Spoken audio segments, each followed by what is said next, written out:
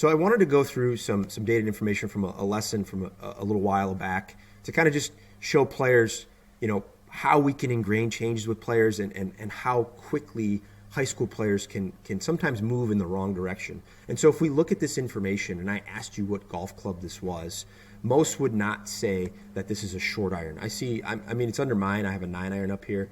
This isn't a 9-iron, but even still, if this was a 9-iron, we would never want to see an angle of attack 4 up on any iron or low point 4 inches behind the golf ball. And this is a good player, right? This player had just come off winning 3 tournament shooting scores of 71, 72, 73. So like this player can get the ball in the hole. Now, the 2 days before this lesson, she had shot in the 80s and was having a lot of trouble. And this is how quickly players can kind of move in the wrong direction. And when we start looking at the golf swing here, and we're going to see that this is a wedge in her hand, right? So a lot of things are going on here. And if we watch the golf swing, she's just taken some information that I've given her and just way overdone it. And we had a lesson about a week before the season, and she was slicing the golf ball with her longer clubs. And we were trying to get her feels to get the club to swing more from the inside. And in a 2.5-week period, this is what it turned into. Now, I'm very adamant about seeing my players on a regular basis and having them send me videos whenever they need to, whenever they get into trouble.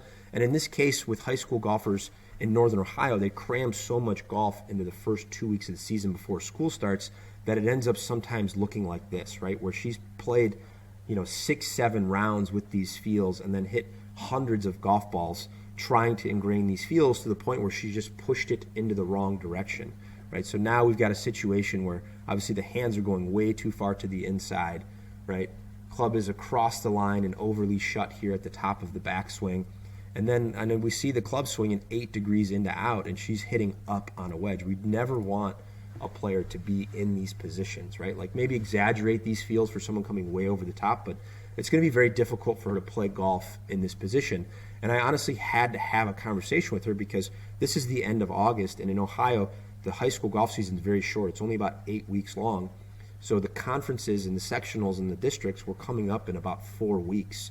So I had to ask her, are you willing to put in the time and effort to ingrain these changes? And we had been prepping for the high school season all throughout the year.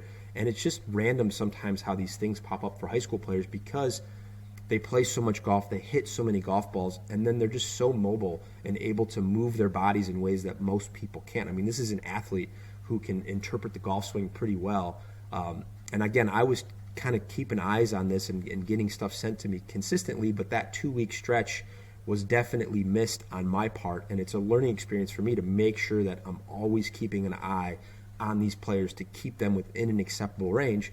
And anyway, at the end of that conversation, we decided that we wanted to make that change. And she wanted to try to get the club in a better position because obviously it's very hard to play golf like this. So imagine if this is what a wedge is doing, right? Like was basically topping her woods, right? Again, a player who had just shot low 70s in 3 consecutive tournaments. So I got really lucky here, in all honesty, right? Like we just started to work on essentially feeling almost no turn in the backswing and just lifting the club straight up because of how much she was overturning. And with her being a very talented athlete and able to ingrain these changes and feel these changes very quickly, within a couple of swings, we were able to get her back on track. Now, full wedge for her would typically go like 120 in the air. So this is obviously a much slower, more deliberate golf swing. But again, that's how we can kind of ingrain changes. And I told her, in the short term, you might have to take more club and make these slower swings.